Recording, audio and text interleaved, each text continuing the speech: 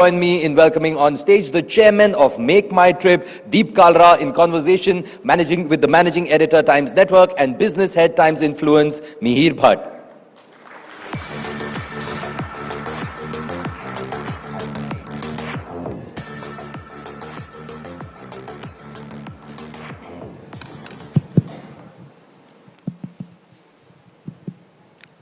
Thank you, Deep, for joining us. My pleasure. As you can see, our theme is Future Begins Here.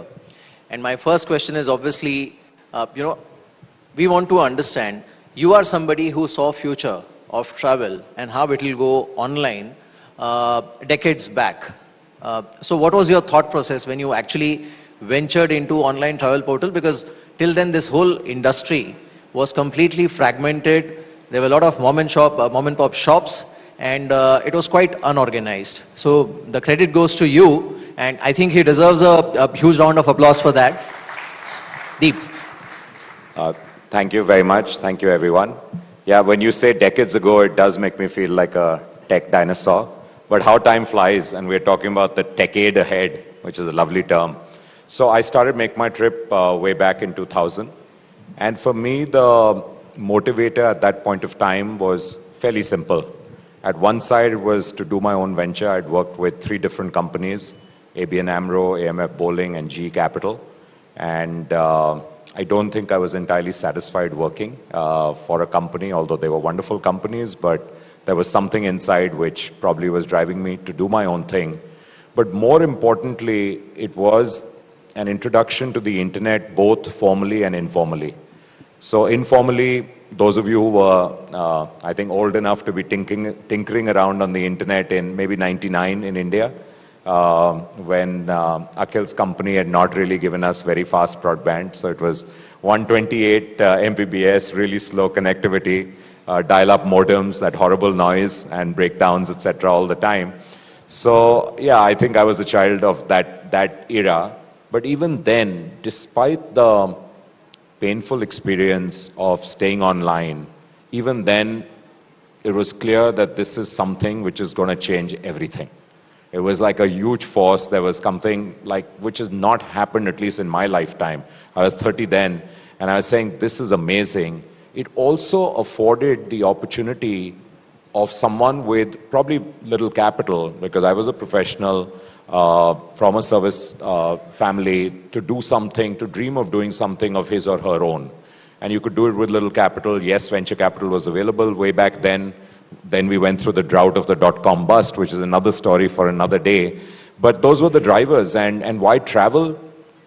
My thesis at that point of time was things that are largely being transacted, products and services that are being transacted on the phone, are most likely to move online first.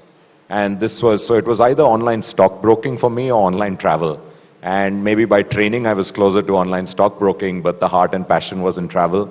And you never met your travel agent, maybe once a year on Diwali, but you called them up, they booked your tickets for you, they sometimes made reservations for you, someone came to pick up the check.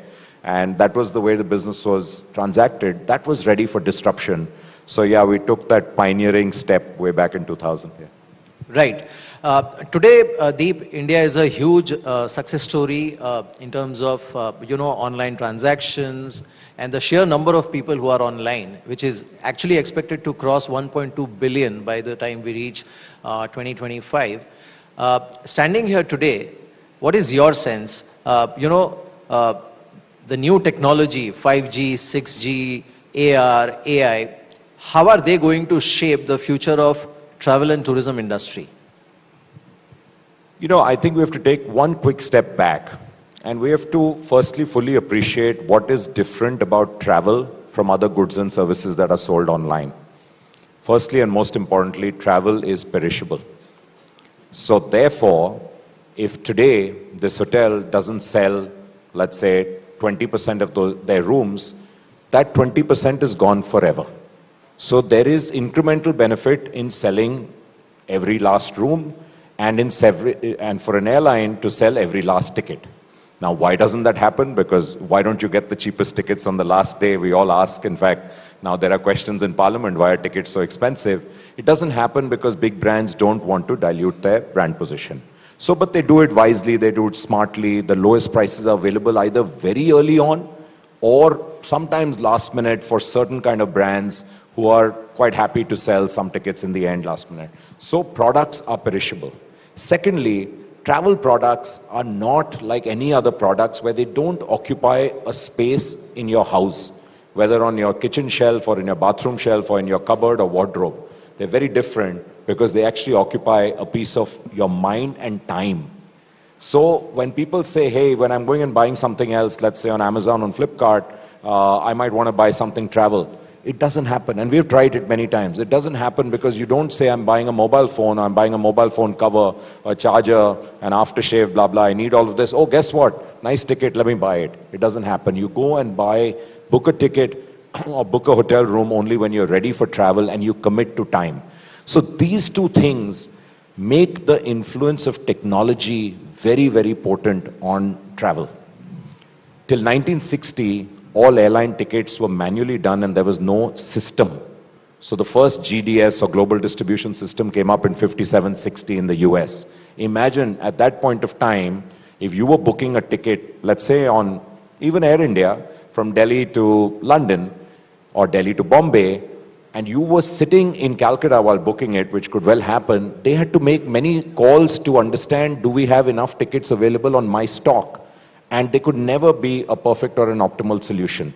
Technology changed that. Then more advances came in technology, but the biggest advance and the biggest impact really, I think, has been the web, the internet, and then of course, mobile phones, smartphones, and now we'll talk about AI, because fundamentally they have helped suppliers, again, airlines, hotels, railways, bus operators, car operators, to optimize and maximize the revenue yield that they can get on their perishable inventory. And that's most important. At the same point of time, the other stakeholder in the game is all of us as consumers to get the best deal given the circumstance, what's happening, to get all the options as you see. Today it seems like pretty easy to do, but I can tell you building the first direct connect with an airline was one hell of a job. It took, I kid you not, close to 6 months to convince Air Deccan, which was the first low-cost carrier that we tied up with way back again in I think 2004, 2005, to convince them to give inventory through a direct connect because they actually didn't know what that was. And I remember sitting with Captain Gopinath, convincing him about these plans. After 20 minutes, he told me, I have to tell you, I was drawing on the whiteboard. He said, I haven't understood a word of what you've said, but let me call my CTO in and I'll give him the go-ahead to do what you want to do. And then the next one took several weeks, and then finally it became a cookie-cutter model. But fundamentally now these airlines could optimize yield and could hope to optimize revenue as well. Similarly with hotels going online. So technology's impact, what has happened in the past is huge, but what's going forward is also going to be quite amazing. And as we get into the new exciting realm of the stuff that you guys are talking about today, which is data science, which I think is the bedrock really, data science and machine learning, which is the bedrock of what we use today, AI, which is obviously the most exciting term around here. Right. Deep, also, globally, if we look at the travel and tourism industry, you know, it almost contributes more than 11% of global GDP or world economy. In India, as we catch up with technology and as more and more Indians migrate to being online, do you see the market share of travel and tourism industry going up in the overall contribution to GDP? It should, you know. 11% is a very big number as a contributor to GDP. It's also, by the way, about the same 10 to 11% of jobs created. So it's actually one of the sectors which plays to our advantage as a country, as an economy. So firstly, we have to keep in mind that India, I think, is bestowed with natural beauty, natural places, cultural, historical, probably more than any other country in the world. That being said, I think we've done quite a sad job of promoting ourselves the way it should be. We rank number 22 or 23 in the frequently visited, like in countries traveled to, which is sad for a country our size. Why doesn't it happen? We can say our marketing is not great. I tend to disagree. I think Incredible India has been a fantastic campaign, etc. I think it's perception, which is not far from reality. So firstly, India is perceived as sadly an unsafe place for a lot of foreigners. So either you get two kinds of travelers coming to India. Either they come with the high-end travel, which is, rose-tinted glasses, you come, you stay in 5 stars, that's a thin sliver. Till recently, pre-COVID, hotels used to love and only look at these customers. I can tell you it all changed during COVID. It's the domestic traveler who's spending more, and now every hotel says domestic is the most important. Or you have backpackers. But you don't have the middle class. So a middle-class American or a middle-class European traveling to India as one of their first choices doesn't happen automatically. It's considered an exotic place, but also a risky place. So we have to change that. The second thing which we don't have, I think, is easy infrastructure last mile. I think we've got now a lot of infrastructure happening in terms of new airports, in terms of wonderful new roads, but the last mile is still lacking. Therefore, when we are in season, every hotel you'll see the hotspots get choked up, and we're putting a lot of pressure on them. So I think we have to change that. If we manage to change that, travel and tourism can play, definitely, I think we can pick up a couple of percentage points in the next few years as a share of market. Right.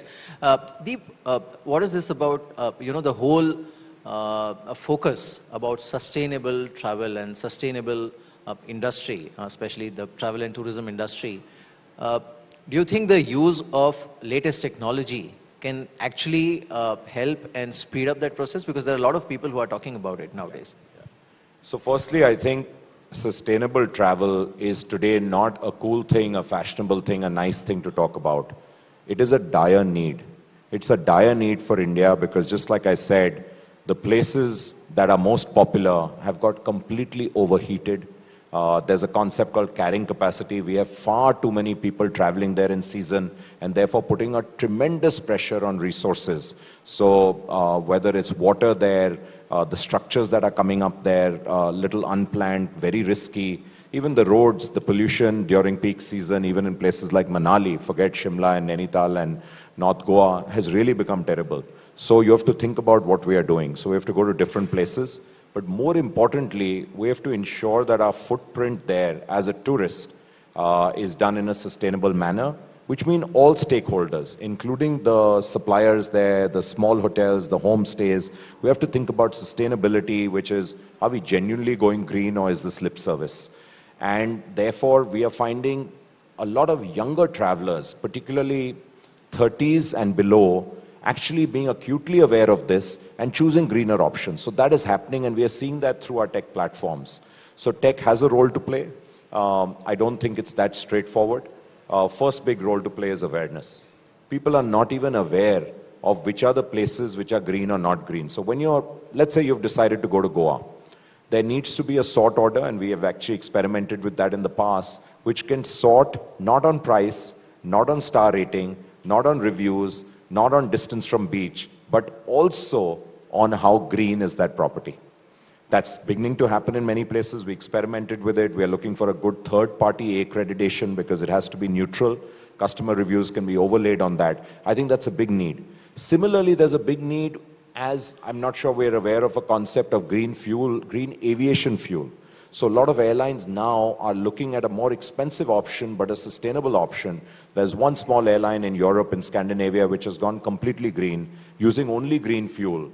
And they are finding that, yes, it's more expensive, but a lot of people, particularly Europeans who are, I think, maybe more evolved in this aspect, are already opting for it and happy to pay 10 to 15% more for the same ticket. That's a big deal. But to say we traveled green, therefore my carbon footprint is actually much, much lower than what it would have been. So people are getting that kind of consciousness. In India, it's being led by two cohorts, and there's a big overlap between them. One, the youth, like I said, and the second, the digital avant-garde, and they are also the youth. So there's a massive overlap between the two, and they are the ones who are actually, I think, not only aware, but giving a thumbs up and actually putting their money where their mouth is. Our job as a platform is to do that aggregation, that sorting, that selection, so that people can make a more informed choice. I'll give you a small example.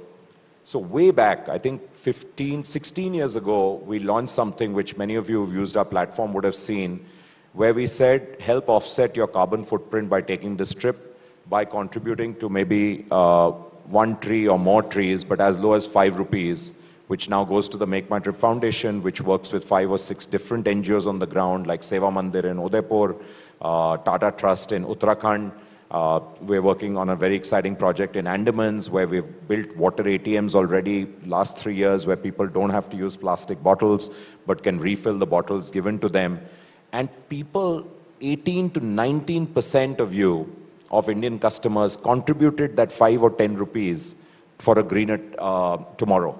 So I'm actually very enthused with the kind of reaction people have had and happy to put money in for that. And that has helped us. We've planted now with that money and our own company support 1.2 million trees with Seva Mandir largely, which is already done, and more. This is happening. We're doing a project in Ladakh with Sonam Wanchuk's foundation, which is around Miyawaki plantation. And we're doing this water ATM project in Andamans, as well as working with Waste Warriors and Tata Trust in Uttarakhand, in Sahasradhara, for solid waste proper disposal and management of the same. So I am finding that people are quite ready, and our job as a tech platform is to give those options. Right.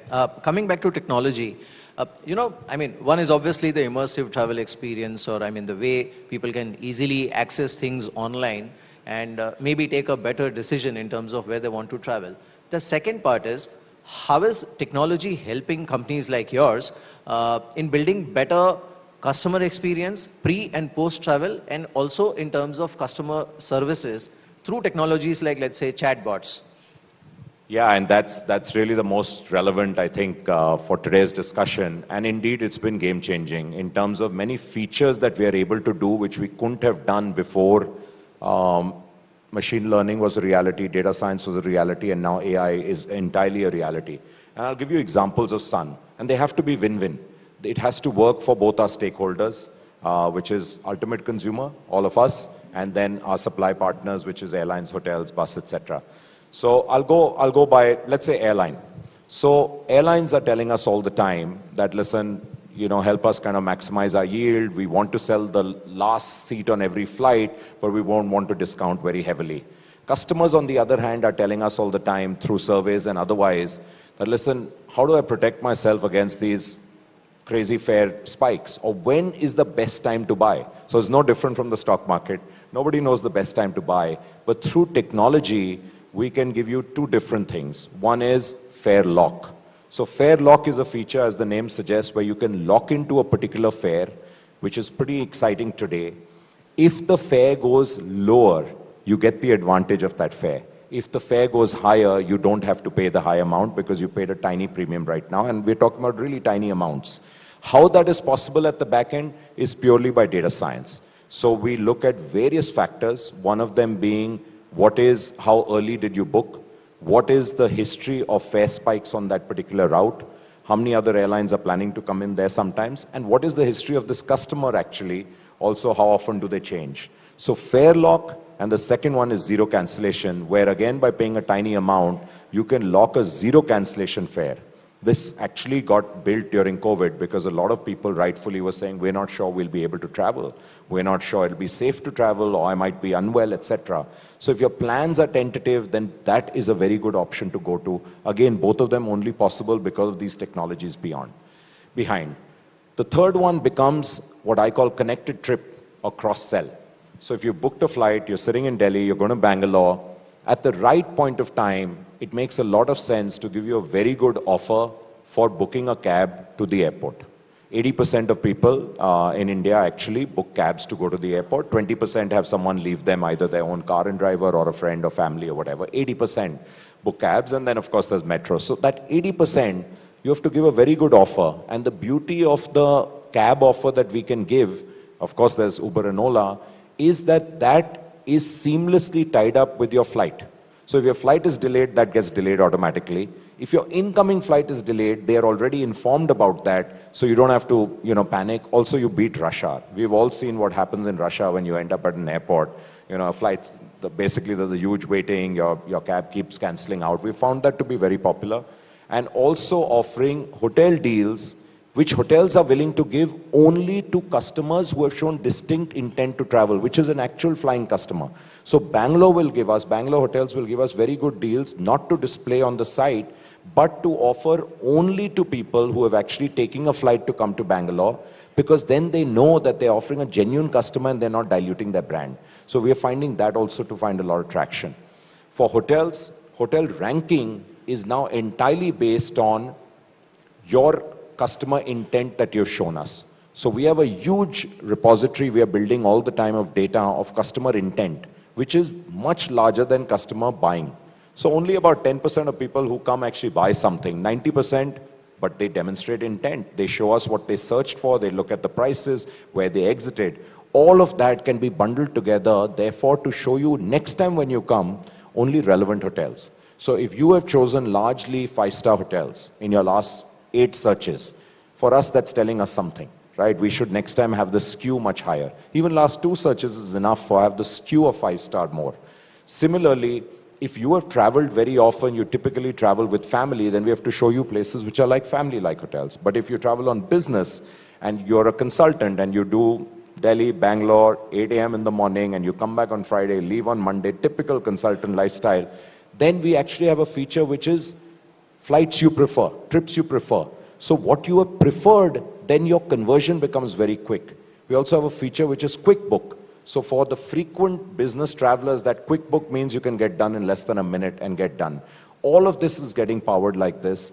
For rail, there's a very exciting product which people don't really know, which is a cancellation product which we actually call Trip Guarantee, which basically says if you book a ticket which is waitlisted today, and if that waitlist doesn't get confirmed when the chart is prepared, we give you 3 times the amount. Why 3 times? That enables you to either go to a premium class which might be available, so upper class in the train, or cab if it's a short distance, or flight.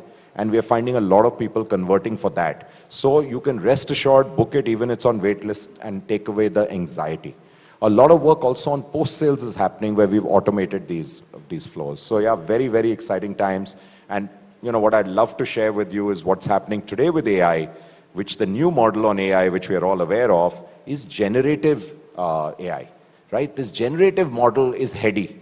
And the things it can do to summarize very intelligently the reviews you're getting, not in tabular form, but in a very easy to understand form, to help us build content in a very interesting manner. So we're building core capabilities, but we will work with the leading players for this. Right. One last question, Deep. One is obviously the rebound that we saw in the travel industry post-COVID, that seems to be sustaining. What is your take on that? And secondly, because, allow me the liberty to call you a startup then, because you actually started your company when the term itself was not coined, at least in India, right? The startup universe has been going through a churn, and it has seen valuations drop, and we have seen layoffs and all. So what is your outlook on that? Yeah, absolutely. The rebound or the revenge travel and many terms given is heartening for all of us to see. It's real. Today, almost every domestic player in travel in India is saying we have now recovered more than 100% of pre-COVID. But, you know, it took a long time.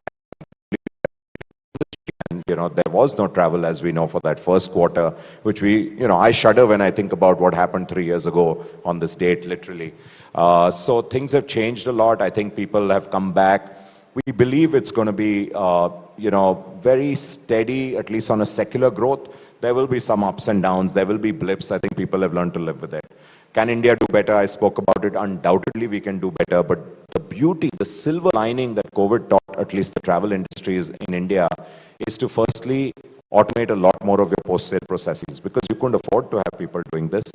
Also, to prepare better, the standards and the SOPs that are put in place today for hygiene, for health, for care and safety are much, much better.